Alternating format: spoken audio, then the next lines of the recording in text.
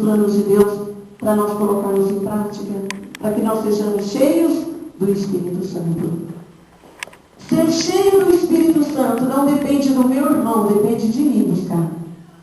Por exemplo, aqui na igreja tem todas as atividades, nem todo mundo vem, mas quem vem recebe. Olha lá no livro de Atos, ainda no capítulo 1,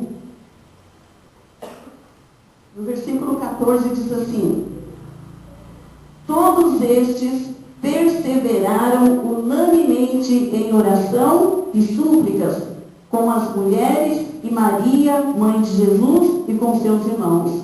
Então eles receberam essa instrução de Jesus. E Jesus, depois disso, Jesus subiu. E eles permaneceram, todos perseveraram unanimemente em oração. Ou seja, de acordo com as instruções de Jesus, eles permaneceram em Jerusalém, unidos em oração. Será que nós vemos os crentes assim hoje em dia? Não. Quantas atividades tem na igreja? Não veria metade. Né? Então são aqueles que não se preocupam em buscar esse crescimento, não se preocupam em buscar ser cheios do Espírito Santo. Eu falo por mim, quando eu me converti, eu participava de tudo na igreja. E eu trabalhava o dia inteiro.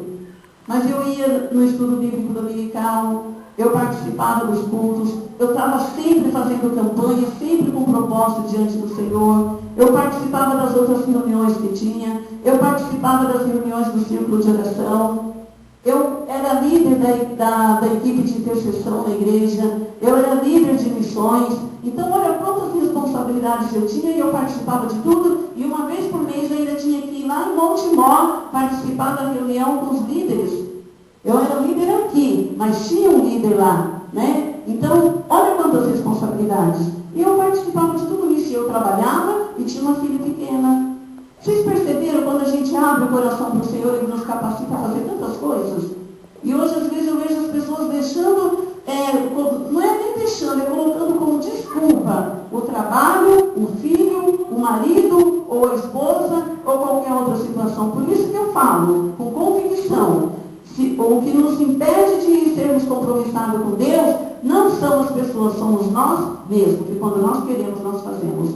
Quando nós pedimos força para o Senhor, Ele nos dá essa força para nós seguirmos adiante. Aqui o povo permaneceu unido no mesmo lugar, em oração, que foi a ordem que Jesus deu, né?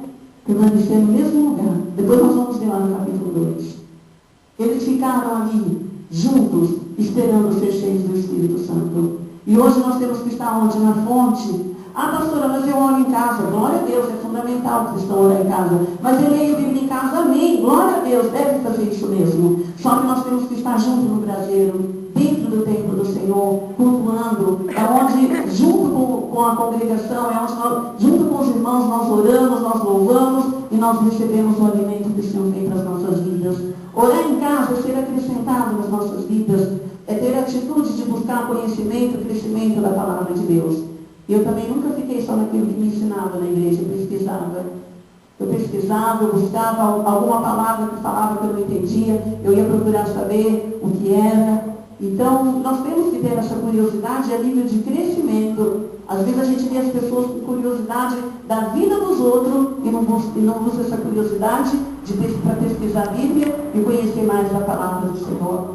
Eu vejo que, às vezes, as pessoas que estão aqui na igreja em oração,